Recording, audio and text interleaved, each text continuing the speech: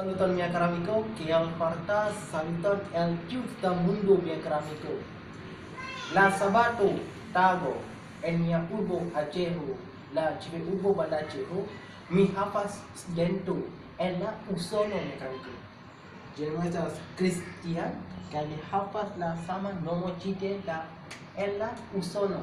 Nun mi volas praktiki la hispana lingvo, ĉar mi povas parolas la iomete hispana lingvo kun mia kara amiko ĉi tie.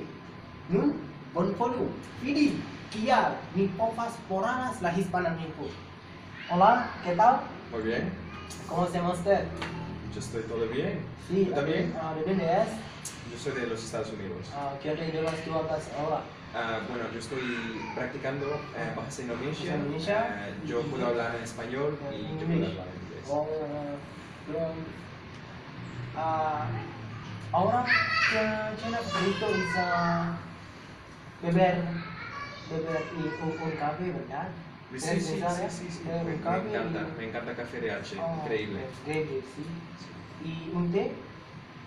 Eh, ¿Un té, no? a veces, Hoy pero es- hoy no. oh, hoy no. Hoy solo café, porque Oh, yo ok. estoy un poco cansado. Oh, muchas gracias, señor. Gracias a ti. Tinggalku mia keramiko. Di nepovas poralas Esperanto.